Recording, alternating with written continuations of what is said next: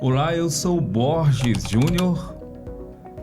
No programa de hoje vamos falar sobre um projeto da UFMA que cria uma coleção virtual de frutos para divulgação científica e acesso público.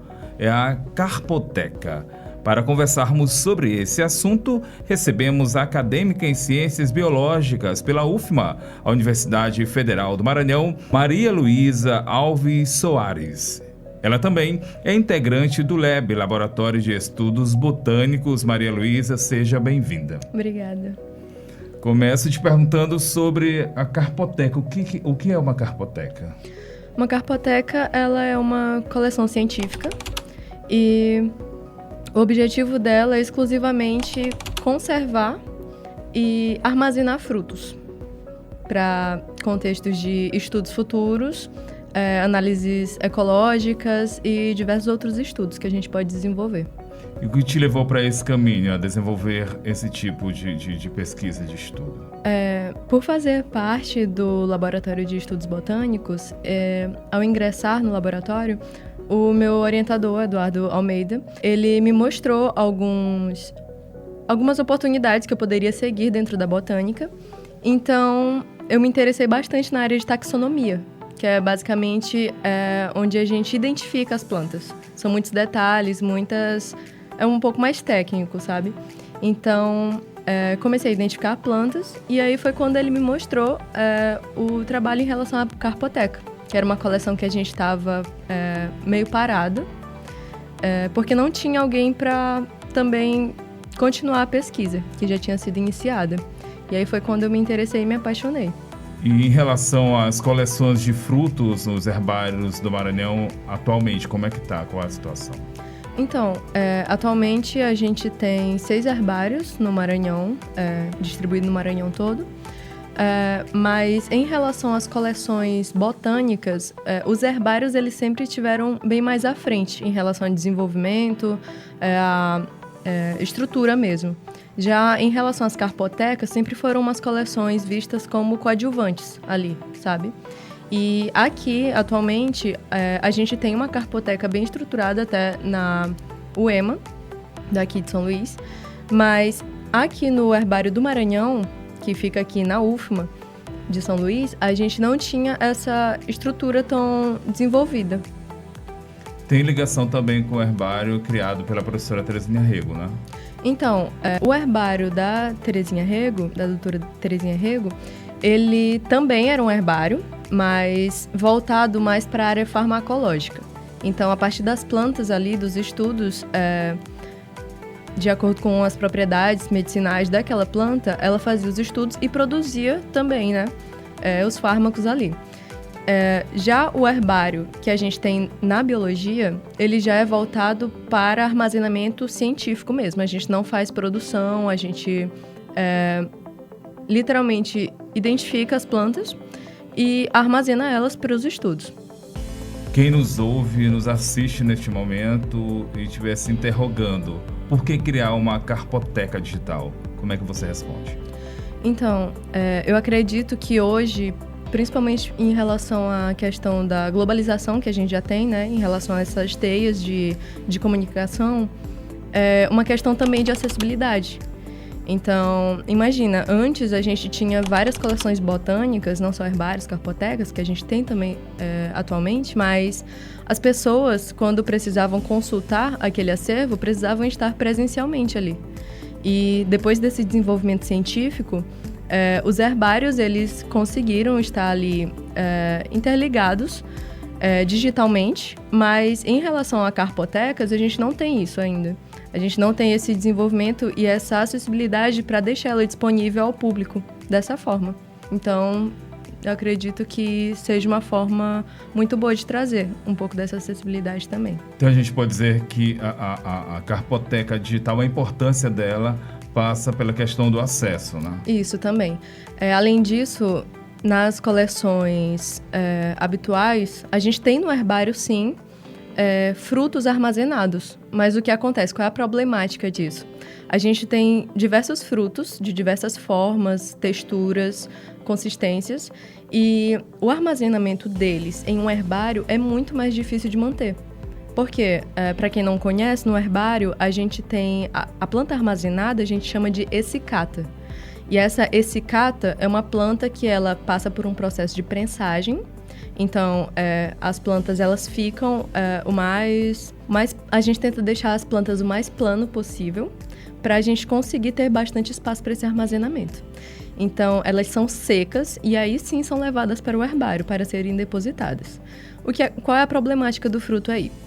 Os frutos, por terem essas diversas morfologias e consistências, se a gente levar todo o fruto para secagem, para prensagem, eles vão perder essa morfologia também.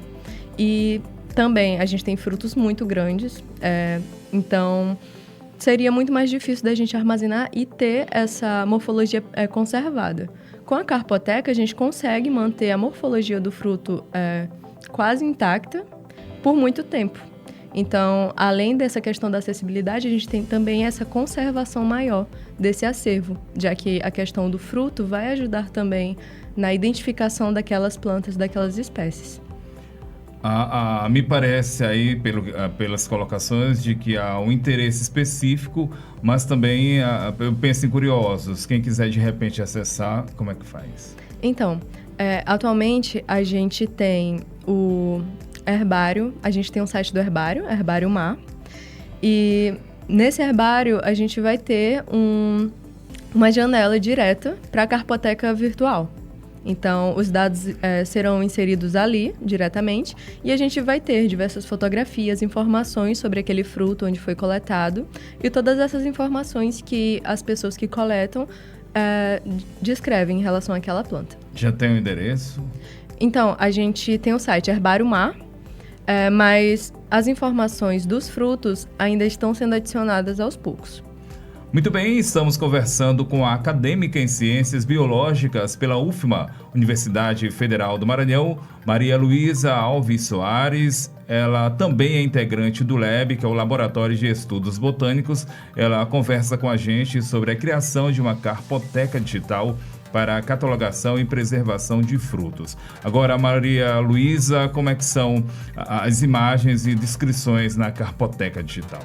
Então, quando nós vamos a campo, lá na biologia a gente utiliza esse termo para ir coletar nossos dados. Então, o meu trabalho atualmente é voltado aqui para a Universidade Federal do Maranhão.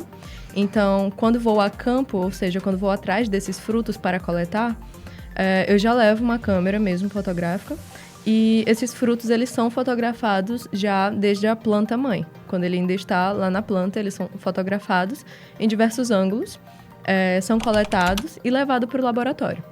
Em laboratório, nós fazemos a identificação mesmo, a nível de espécie daquele fruto, a qual família, gênero e espécie ele se enquadra.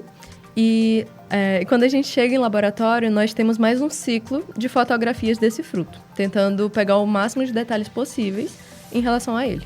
Então esse é o passo a passo para catalogar e chegar ao que o estudo intenta, é isso? Isso. Certo. E quais os benefícios dessa plataforma, falando em termos de pesquisa e também impacto social?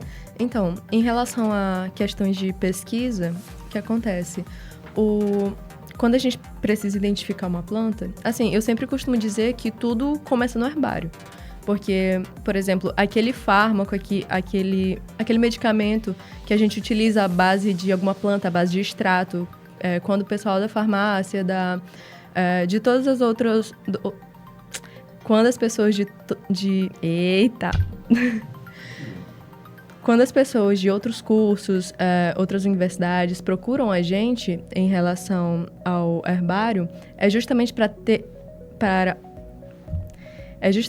obter a identificação daquele material. Por quê? Não tem como eles produzirem um medicamento, não tem como a gente ter um extrato, uma pesquisa desenvolvida em relação a uma espécie sem ter a identificação dela. Então, tudo começa ali. A base é o herbário. E o fruto, ele é uma parte vital, assim, para a identificação. A gente não consegue identificar uma planta sem ter pelo menos flor ou fruto. Então, tendo essa parte reprodutiva, a gente já consegue a identificação desse material. Quando você vai a campo, já o mapeamento prévio feito dos locais em que você vai realizar aquele trabalho ou não? Como é que faz a escolha dos frutos a serem fotografados, a serem catalogados? Então, depende muito. Atualmente, no herbário, em geral, a gente aceita os materiais de todos os pesquisadores. Então, na biologia, por exemplo, nós temos diversos professores que trabalham no ramo da botânica. Então, eles coletam, identificam e levam esse material para armazenar no herbário. Tudo vai depender de acordo com a pesquisa. A minha pesquisa, por exemplo, é aqui na UFMA. Então, eu já tenho um mapeamento da área que eu quero cobrir, já tenho as divisões, então vai de acordo com aquelas divisões mesmo que eu estou tentando buscar. O meu trabalho ele é voltado já para um checklist que foi feito aqui na UFMA já fizeram um checklist florístico, então a gente já tem algumas espécies, a gente já tem ideia de algumas espécies que tem aqui, mas nesse checklist florístico que foi feito, a gente teve pouquíssimas coletas em relação a fruto. Então, já tendo uma ideia dessas espécies, eu busco, além de atualizar também novas espécies que a gente pode ter ou que a gente já não tem, né? Eu busco, a partir disso, coletar esses frutos já, pelo menos do checklist que a gente já tem, e de novos que possam ter aparecido também. Muito bem, conversamos no programa de hoje com a acadêmica em Ciências Biológicas pela UFMA, Maria Luísa Alves Soares. Ela também é integrante do LEB, que é o Laboratório de Estudos Botânicos. Maria Luísa conversou com a gente sobre a criação de uma carpoteca digital para a catalogação e preservação de frutos. Muito obrigado pela sua participação aqui com a gente. Eu que agradeço. Muito obrigado. Obrigada. Até o próximo programa.